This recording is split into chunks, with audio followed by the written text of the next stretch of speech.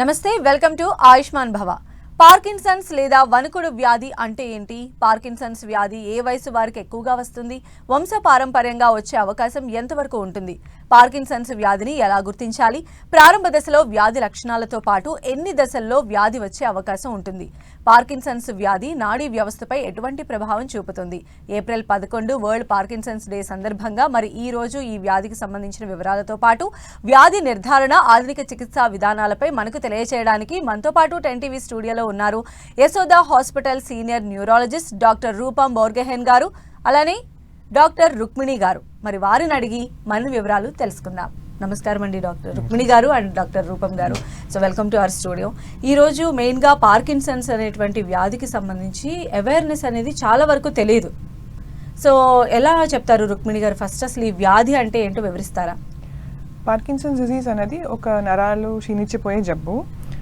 ఇది పెరిగే జబ్బు, తగ్గేది కాదు. న్యూరో డీజనరేటివ్ అంటాం, అంటే నరాలు క్షీణించిపోతూ ఉంటాయి జబ్బు. ఇది second most common neuro degenerative disease.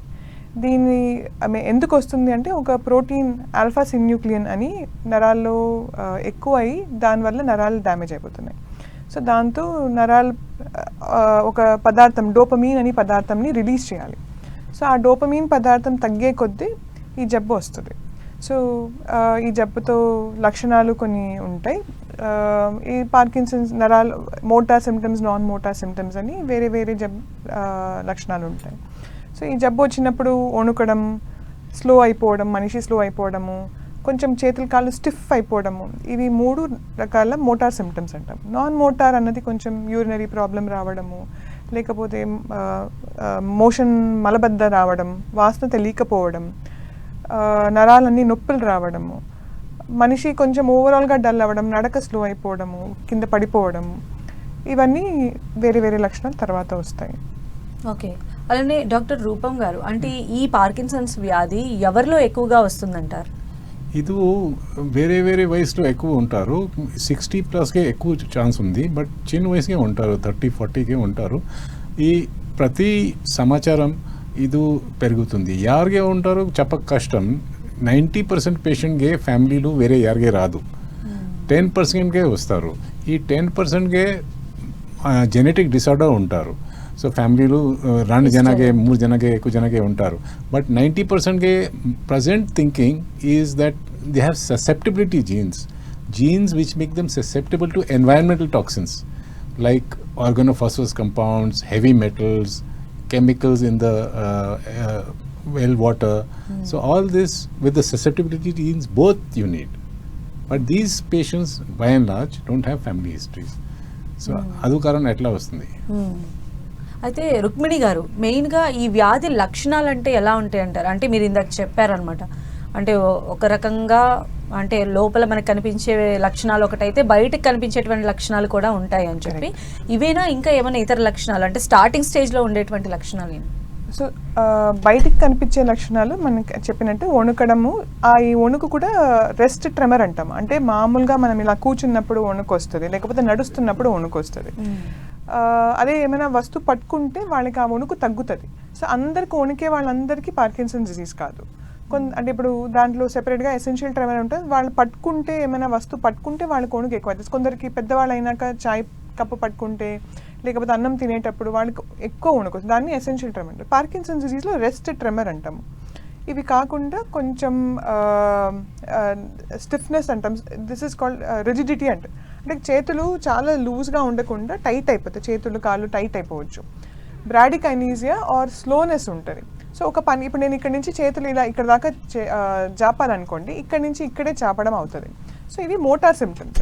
ఫస్ట్లో వచ్చేది మోటార్ సిమ్టమ్స్ కన్నా కూడా నాన్ మోటార్ అంటాం. నాన్ మోటార్ అంటే లోపల కనిపించేది. సో 3 నాన్ మోటార్ సిమ్టమ్ కలిస్తే 90% ఆఫ్ ద టైం వాళ్ళకి పార్కిన్సన్స్ డిజీజ్ రావచ్చు. ఒకటి కాన్స్టిపేషన్, మోషన్ ఫ్రీగా అవ్వకపోవడం. ఇంకోటి నిద్రలో రెమ్ స్లీప్ బిహేవియర్ డిజార్డర్ అంటారు. అంటే నిద్రలో కళలు వస్తాయి, అందరికీ వస్తాయి. కానీ కళలు వచ్చినప్పుడు మన చేతులు కాళ్ళు లూజ్గా ఉంటాయి, దాన్ని కదలవు. బట్ పార్కిన్సన్ డిజీజ్ వచ్చే వాళ్ళకి ముందే ఒక 10 సంవత్సరాల ముందు నుంచి కూడా వాళ్ళకి రెమ్ స్లీప్ బిహేవియర్ డిజీజ్ అంటే నిద్రలో కళలు వచ్చినప్పుడు వాళ్ళ చేతులు ఆడిచ్చేయడము, పక్కన వాళ్ళని కొట్టడము, సపోజ్ ఏదైనా దొంగ వచ్చినాడు పట్టుకోవడానికి ట్రై చేయడం, అట్లా వాళ్ళకి డ్రీమ్ ఎనాక్ట్మెంట్ అంటాము. సో ఆ రెమ్ స్లీప్ బిహేవియర్ డిజార్డర్ ఉంటుంది. మూడోదేమో ఆల్ ఫ్యాక్టరీ లాస్, వాసన తెలియకపోవడం. సో ఈ 3 కలిస్తే 90% ఛాన్స్ వాడికి పార్కిన్సన్ డిజీజ్ రావచ్చు ఒక 10 సంవత్సరాల తర్వాత, మోటార్ సిమ్టమ్స్ రావచ్చు. బట్ అలానని ఇప్పుడు వాసన రాకపోవడం అనేది చాలా మందికి వస్తాయి. సో ఒక్కొక్క సిమ్టమ్ పట్టుకొని మాకు పార్కిన్సన్ డిజీజ్ వచ్చి భయపడాల్సిన అవసరం లేదు. సో ఇది వచ్చినాక మళ్ళీ వాళ్ళకి పెరిగే కొద్దీ వేరే సిమ్టమ్స్, ఆటోనామిక్ లోపల ఆటోనామిక్ డిస్టర్బెన్సెస్ అవన్నీ వస్తాయి. సో వెళ్ళే కొద్దీ నడక ఇబ్బంది రావడం, స్లో అయిపోవడము, మనిషి మాట్లాడడానికి స్లో అయిపోవడం, వాయిస్ కొంచెం తక్కువ అయిపోవడం, హ్యాండ్ రైటింగ్ చాలా చిన్నగా అయిపోవడం, మైక్రోగ్రఫీ అంటాం, ఎక్కువ చెమటలు పట్టడము, ఇవన్నీ సిమ్టమ్స్ స్లోగా వస్తాయి. మనిషిని చూస్తే డల్గా బొమ్మలాగా ఉంటారు. అంటే కొందరు చూస్తే ఎందుకు అంటే సాడ్గా ఉన్నారా, డిప్రెస్గా ఉన్నారా, ఫేషియల్ ఎక్స్ప్రెషన్స్ తగ్గిపోతాయి. సో ఇవి లక్షణాలు స్లోగా పెరుగుతూ వస్తాయి. అలానే డాక్టర్ రూపం, మీరు చెప్పండి, ఈ వ్యాధిని అసలు ఫస్ట్ ఎలా ఐడెంటిఫై చేయాలి? ఐడెంటిఫై కొంచెం while walking the arm swing can become reduced. When you see one hand is swinging less than the other hand, then you think of Parkinson's disease. Face becomes dull as though he is depressed. Dr. Rukmini said just now that blink rate becomes less, they smile less. So while they're not feeling sad, they look sad. So that is the main thing. Other things, they can have constipation many years back, but that is called premotor. So the initial symptom in most patients, which patients identify, is tremor, vankatam. Adu telsinda kuncham vachinda adu they can come to know. The other thing is stiffness and pain. Stiffness and pain can precede Parkinson's disease many years, 2-3 years before they can get neck pain, back pain, and they are confused with spondylosis. Now the problem about that is that when you do the MRI, there is no such thing as to why this is actually there.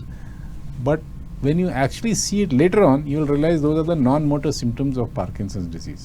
So, Avidanga, you need to be careful. So, the common ones which we see are tremor, slowness of movement, and also in cases of some patients, very few patients, initially also you can have a little instability in the gait, but that is not so usually. అయితే రుక్మిణి గారు, doctor రూపం గారు చెప్పిన దాంట్లో ఒక valid point ఏంటంటే, ఇప్పుడు మనకు వచ్చినటువంటి సిమ్టమ్స్ 2-3 పట్టుకొని మనం ఒకదానికి సంబంధించి సఫర్ అవుతూ ఉంటే మనం వేరే దానికి సంబంధించిన ట్రీట్మెంట్ కోసం వెళ్ళటం కానీ, అక్కడ ఏమీ లేదు బట్ అయినప్పటికీ నేను ఇందులో ఓవర్కమ్ కాలేకపోతున్నాను, అసలు ఏం ప్రాబ్లము అనేటువంటి ఒక రకమైన సైకలాజికల్ డిప్రెషన్ కూడా పేషెంట్ వెళ్ళిపోయే అవకాశం ఉంటుంది. సో అంటే ఈ ట్రామా కానీ లేకపోతే ఈ జర్నీని అసలు యాజ్ ఎ పేషెంట్గా ఉన్నవాళ్ళు కానీ లేదా పేషెంట్ చుట్టుపక్కల ఉన్నటువంటి వాళ్ళు కానీ ఎలా అవేర్నెస్ అనేది ఉంటే బెటర్ అంటారు? ఎందుకంటే ఇనీషియల్గానే ఒక వ్యాధిని క్యూర్ చేయడం అనేది చాలా చాలా ఇంపార్టెంట్ కాబట్టి. సో చాలా మందికి వణుకు అయితే చాలా ఈజీగా గమనిస్తారు. సో వణుకు వచ్చినప్పుడు యూజువల్గా నరాల జబ్బు అనుకుని నరాల డాక్టర్ దగ్గరికి వచ్చేస్తారు. ప్రాబ్లం ఎక్కడ వస్తుందంటే స్టిఫ్నెస్ వల్ల. చాలా మందికి షోల్డర్ పెయిన్, ఫ్రోజన్ షోల్డర్ అనుకుంటారు. ఇప్పుడు డయాబెటిక్ ఉంటే వాళ్ళకి frozen shoulder. But Parkinson's disease ఉన్న వాళ్ళకు కూడా మొత్తం స్టిఫ్ అయినప్పుడు ఫ్రోజన్ షోల్డర్ రావచ్చు, మోకాలు నొప్పులు రావచ్చు. సో నార్మల్గా వాళ్ళు ఆర్థోపెడిక్ డాక్టర్ దగ్గరికి వెళ్ళినప్పుడు చెప్తారు డాక్టర్స్, అంటే మీ ఫేస్ కూడా కొంచెం ఫేషియల్ ఎక్స్ప్రెషన్ తగ్గింది, ఈ మొత్తం ఈ ఇది స్టిఫ్నెస్ ఒక్కటే కాదు, ఫ్రోజన్ షోల్డర్ కాదు, కొంచెం స్లో అయ్యారు. చాలా స్లో అన్నది పెద్దవాళ్ళకి స్లోనెస్ వచ్చింది అనుకోండి, అందరు అనుకుంటారు వయసు వల్ల స్లో అయిపోయారు. అలా కాకుండా ఇంతకు ముందు కన్నా స్పీడ్ బాగా తగ్గింది, అందరు తింటున్నారు, ఈ పేషెంట్ ఒక్కరే చాలా సేపు తీసుకుంటున్నారు, తినడానికి చాలా టైం తీసుకుంటున్నారు, నడుస్తున్నారు, స్పీడ్ తగ్గిపోయింది, అందరు ముందుకు వెళ్ళిపోతున్నారు, వీళ్ళు ఒక్కరే మెల్లగా నడుస్తున్నారు, కాళ్ళు కొంచెం ఈడ్చుకుంటూ నడుస్తున్నారు. ఇవన్నీ ఏమైనా లక్షణాలు ఉంటే వెంటనే వాళ్ళు నరాల డాక్టర్ దగ్గరికి వస్తే వాళ్ళకి తెలుస్తాయి. సో స్టిఫ్నెస్, మోకాలు నొప్పులు, షోల్డర్ పెయిన్స్ చాలా కామన్. సో అది మామూలుగా మనకి ఫ్రోజన్ షోల్డర్ కాకుండా తగ్గట్లేదు అనుకుంటే ఒక్కసారి నరాల డాక్టర్కి చూపించడం బెటర్, పార్కిన్సన్స్ వ్యాధి ఉండొచ్చు అని. అదే అయితే ఇక్కడ ఒక స్మాల్ డౌట్ డాక్టర్, అంటే ఇది ఏ ఏజ్లో అయినా వచ్చే అవకాశం ఇప్పుడు ఎక్కువ అయిపోతూ ఉంది డైలీ ప్రోగ్రెస్లో చూస్తూ ఉంటే.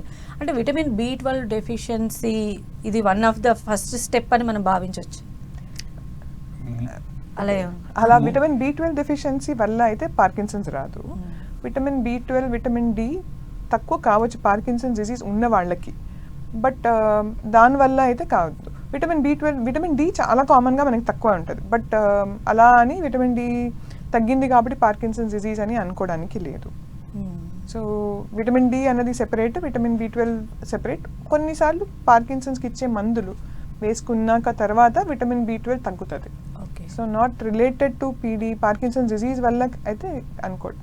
అండ్ డాక్టర్ రూపం మీరు చెప్పండి, అంటే రేషియో ఎలా ఉంటుంది విమెన్ అండ్ మెన్ లో ఈ పార్కిన్సన్స్ వ్యాధి రేషియో ఎలా ఉండొచ్చు? Actually, most of the patients are, we are seeing mainly males compared to females, but this may be because by and large there is no clear-cut difference between the males and females, what we see. Most of them you can get in the same ratio, but most of them are actually the young males which we see, and the older also are males that come to us. Now, why is this happening is not very clear. Whether it is because they are the breadwinners, they are the main people who are the family is concerned about, they bring them.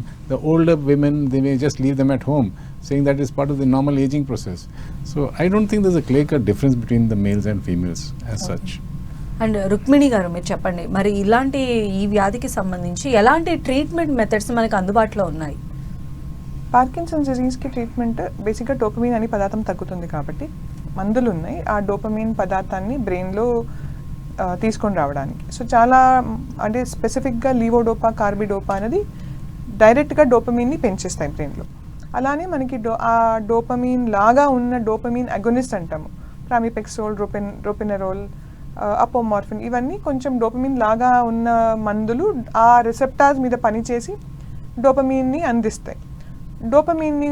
Dopamine బ్రెయిన్లో ఉన్న డోపమీన్ని మన బయట నుంచి ఇచ్చే డోపమీన్ని break అవ్వకుండా చూసుకోవడానికి కొన్ని COMT inhibitors, MAO-B inhibitors అని మందులు ఉంటాయి. సో బేసిక్గా మనం ఇచ్చే టాబ్లెట్స్ పరంగా ఇచ్చే మందులు అన్నీ కూడా డోపమీన్ లెవెల్ బ్రెయిన్లో పెంచడానికి ఉంది.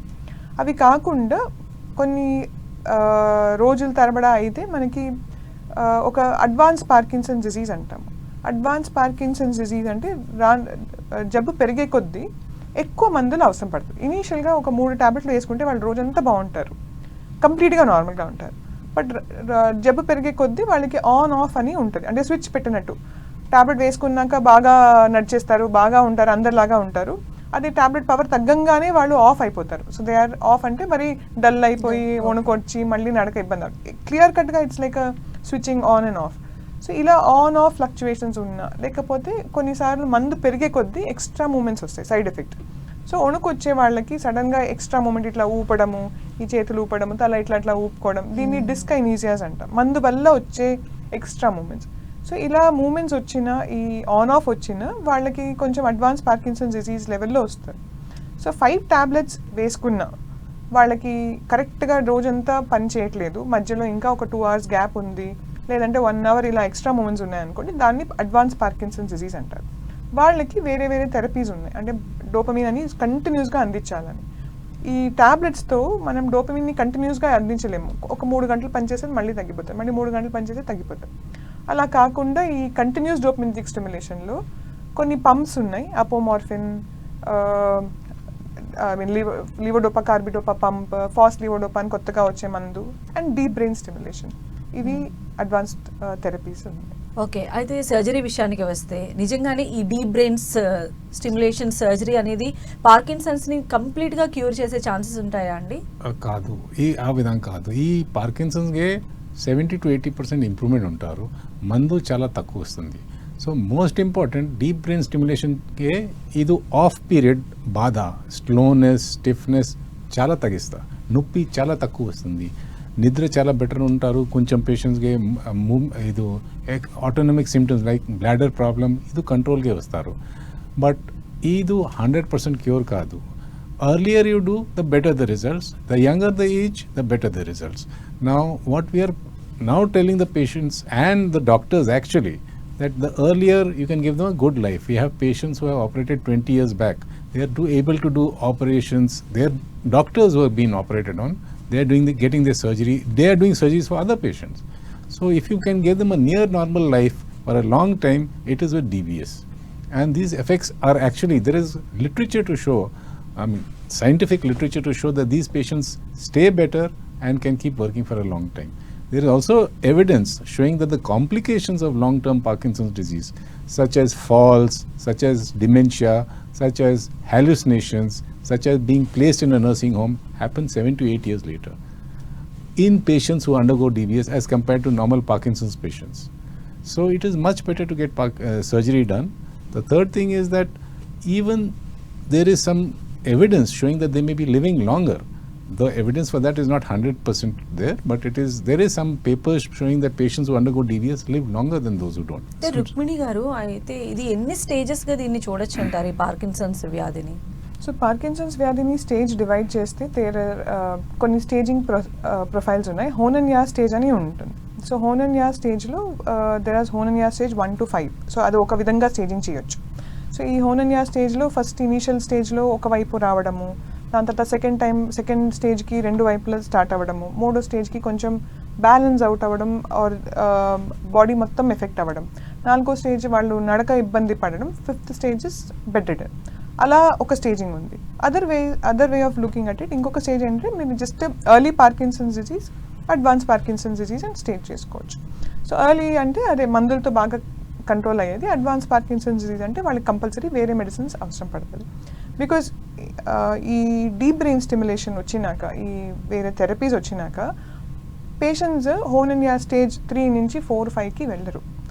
సో చాలా సంవత్సరాలు వాళ్ళు 3 స్టేజ్లోనే ఉంటారు. కాబట్టి మనం ఇంకా we can just divide it into early, advance, so that confusion లేకుండా ఎవరికి ఏ ట్రీట్మెంట్ కావాలో మనం అందించగలుగుతాం. అదే అంటే ఇప్పుడు ఈ డీప్ స్టిమ్యులేషన్ ప్రక్రియ అనేది ఇక ఫైనల్ స్టేజ్ అని మనం భావించవచ్చా? యాక్చువల్లీ ఇది అడ్వాన్స్, అందుకని ఆ స్టేజ్ బేసిక్గా ఎట్లా అంటే ఇప్పుడు మనం రిపేర్ చేస్తున్నాం అనుకోండి, ఒక ముందే రిపేర్ చేపించేసే ఏదైనా స్టిచ్ ఇన్ టైమ్ సేవ్స్ 9 అంటారు. అలానే ఇది ముందు చేస్తే మనకి ఇంకా life is much better. Quality of life, they do not deteriorate that much as do normal patients. It's not that they don't deteriorate at all. There is some deterioration, but much less. That is why we say get it done early. If you do it early, they can work for 20 years, which is before the onset of DBS, patients are supposed to live 15 to 20 years only. Now with DBS, they live working for 15 to 20 years, which is what is really amazing. So advanced టెక్నాలజీగా ఈ సర్జరీని మనం చూడొచ్చు అంటారా as of now ఈ problem కి? It is there. Only we are very lucky. We are in a state where it is free for the poor patients, but by and large the advanced technology is available. It can be done and patients can be much better. Okay. అలానే doctor Rukmini గారు, ఒకవేళ దీనికి సంబంధించిన awareness లేక ఇది just ఏజ్తో పాటు వచ్చినటువంటి body వణుకుడు అని చెప్పి భావించి వదిలేసినట్లయితే అది నిజంగా ప్రాణాంతకమైనటువంటి వ్యాధి అనుకోవాలండి? అవును, ప్రాణాంతమైన ఒక 15 సంవత్సరాలు బతుకుతారు. తర్వాత వాళ్ళు నడవలేరు, బెడ్ మీదే ఉంటారు, బాగా టైట్ స్టిఫ్ అయిపోతారు, బెడ్ సోర్స్ అట్లా రావచ్చు, వాళ్ళకి మింగడం కష్టం రావచ్చు. సో ఆ స్టేజ్ అంటే యూజువల్గా ఒక 15 years మనం ట్రీట్మెంట్ సరిగా ఇవ్వకపోతే 15 years ఇస్ సర్వైవల్. ఓకే. అంటే మీరు ఇప్పుడు 50 సంవత్సరాలు 60 సంవత్సరాలు తీసుకుంటే వాళ్ళ లైఫ్ ఎక్స్పెక్టెన్సీ బాగా తగ్గుతుంది. ఓకే. అయితే డాక్టర్ రూపం గారు చెప్పండి, అంటే లైఫ్ స్టైల్ మోడిఫికేషన్స్తో ఈ పార్కిన్సన్ వ్యాధిని మనం ఎంతవరకు కంట్రోల్ చేయొచ్చు? ఇది ఎవిడెన్స్ లేదు, బట్ ఉంది. Okay in the exercise, if you do a lot you can actually help. We're getting the evidence now, though you have to exercise intensively for this and keep continuing to do that. Number 2, though it is very much what we don't advise, is that if you smoke like a chimney, that is cigarette smoking, you can actually slow down the progression. But that is not, because you'll get all other illnesses, so nobody gives that advice. So what we say is basically you exercise and be less stressed out. Those two things can make you much more comfortable for a longer time. Okay. Doctor Rukmini గారు, అంటే ఇది కొంచెం brain రిలేటెడ్గా ఉన్నది కాబట్టి, అంటే ఒకవేళ ఈ వ్యాధితో బాధపడుతున్న వాళ్ళకి కమాండ్స్, అంటే మనం ఏదైనా మర్చిపోవడం కానీ, లేదా మాట తడబట్టడం కానీ, చెప్పాలనుకుంది సరిగ్గా చెప్పలేకపోవడం కానీ, ఇలాంటివి కూడా ఉండేటువంటి ఛాన్సెస్ ఉండొచ్చా? ఈ పార్కిన్సన్స్ జబ్బుకి యాక్చువల్గా మాట తడబడడం అనేది ఉంటుంది, but it is motor first ఇనీషియల్గా. అంటే వాళ్ళు ఇలా నాలాగా మాట్లాడడం కన్నా ఫాస్ట్గా మాట్లాడవచ్చు, స్పీచ్ ఫెసినేషన్ అని, అండ్ వాల్యూమ్ తగ్గిపోతుంది.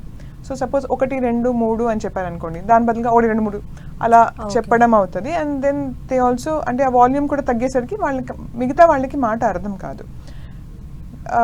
జబ్బు పెరిగే కొద్దీ అడ్వాన్స్ స్టేజ్లో ఒక 10 సంవత్సరాలు 15 సంవత్సరాల తర్వాత కాగ్నిటివ్ ఇంపైర్మెంట్, అంటే డిమెన్షియా కూడా సెట్ అవ్వచ్చు, మర్చిపోవడము, వాళ్ళు అర్థం చేసుకోకపోవడము రావచ్చు. బట్ ఇది పెద్దవాళ్ళకి వచ్చే జబ్బులో, స్పెషల్లీ వణుకు లేని వాళ్ళకి పార్కిన్సన్స్ డిసీజ్లో 2 రకమైన ఉంటుంది. వణుకు tremor dominant and non tremor dominant అంటాం. సో ట్రెమర్ ఉన్న వాళ్ళకి ఈ మెమరీ వ్యాధులు రావడం చాలా రేర్. ట్రెమర్ లేని వాళ్ళకి కొంచెం ఎక్కువ రావచ్చు memory problems. So around 10 years after the disease onset వాళ్ళకి మెమరీ కొంచెం తక్కువ అవడము, లెక్కలు పెట్టడం కష్టం అవ్వడం, డిమెన్షియా సెట్ అవ్వచ్చు. ఓకే. అయితే ఈ వ్యాధి బారిన పడకుండా ఉండేందుకు ఈరోజు వరల్డ్ పార్కిన్సన్స్ డే సందర్భంగా 10TV ప్రేక్షకులకు మీరు ఇచ్చేటువంటి సజెషన్స్ ఏమైనా ఉంటే చెప్పండి. Parkinson's disease is treatable disease. దాన్ని ఫస్ట్గా గమనించి మనం ట్రీట్ చేయగలిగితే patients life will be extremely good. So idea is that ఎవరికైనా పార్కిన్సన్స్ డిజీజ్ ఉన్నట్టు ఉంటే ఈ అవేర్నెస్ని స్ప్రెడ్ చేయాలి. మనం పార్కిన్సన్స్ డిజీజ్ని బాగా ట్రీట్ చేయాలి ఇనిషియల్ మందులతో, and surgical procedures when ever it is required. అంటే సర్జరీతో భయపడతారు బాగా, బట్ ఆ భయం లేకుండా ముందుకొస్తే వాళ్ళ life will become much much more better. అలానే డాక్టర్ రూపం గారు మీరు చెప్పండి, అంటే యశోదాలో ఎస్పెషల్లీ పార్కిన్సన్స్ అనేటువంటి వ్యాధికి ఎలాంటి ట్రీట్మెంట్స్ అందుబాటులో ఉన్నాయి? See, we are basically for doing surgeries for advanced Parkinson's disease. That is why we are a team only for movement disorders. We don't see other areas of neurology. This is mainly because we believe very strongly that we are contributing a lot for the patient and their families. We make differences to them by considering only in this area of neurology. There is no other team doing only movement disorders in the entire country. We do this because we think that we are making a difference. So the DBS has to be done early, and this is what we are trying to say to everybody: do it early, do it well, and the patients can get a renewed lease of life, which is so much better. So అదే మీరు ఇచ్చేటువంటి suggestion. ఈ సందర్భంగా ఏమైనా చెప్పాలనుకుంటే చెప్పండి. I would say that whatever I say, do not be scared of surgery. There are some side effects, but basically they get much better, they stay much better, and for a very longer period of life. So surgery, early surgery after the first few years, you should get it done. Do not postpone it. Do not kick the can down the road, but do it. Okay. And doctor Rukmini గారు, మనం చూస్తే ఈ సమస్య బారిన పడుతున్నటువంటి వాళ్ళకి awareness లేదు కాబట్టి, అంటే యశోదాలో ఏమన్నా స్పెషల్గా ఈ డేకి సంబంధించి అవేర్నెస్ ప్రోగ్రామ్స్ ఏమన్నా చేస్తున్నారు? Yeah, we are doing couple of programs for, as part of the Yashoda Hospital and also as a part of Parkinson Society Hyderabad, which is NGO which is running. So ఒకటేమో మేము we are planning for a walk on April 11th. ఈ programme కాకుండా there is another program on 12th. We are having it for doctors కోసం. We are actually planning a CME, a seminar on April 12th from 7 to 9. అలానే we are actually trying to motivate మా patients అందరినీ motivate చేస్తున్నాం so that they can give testimonials and put some social మీడియాలో కొంచెం ఎక్కువ they can spread the awareness across. So couple of ambassadors all across the country, అంత మొత్తం ఇండియాలో from south to north, Chennai నుంచి చండీగఢ్ దాకా. సో వాళ్ళందరినీ కూడా వీఆర్ టెలింగ్ దెమ్ దట్ చెప్తూ ఉండండి so that it becomes better. Doctor రూపం, అంటే ఈ వ్యాధిని మనము ఐడెంటిఫై చేయడానికి ఎలాంటి టెస్ట్లు ఉంటాయండి ఇనీషియల్ స్టేజెస్లో? Right now, actually the test is basically clinical. We do other tests. There is some PET scans. We can do a F-DOPA PET scan where you can actually see the deficiency of dopamine in one side of the brain, which is the opposite side of the body, which is affected with tremor, with rigidity, with slowness.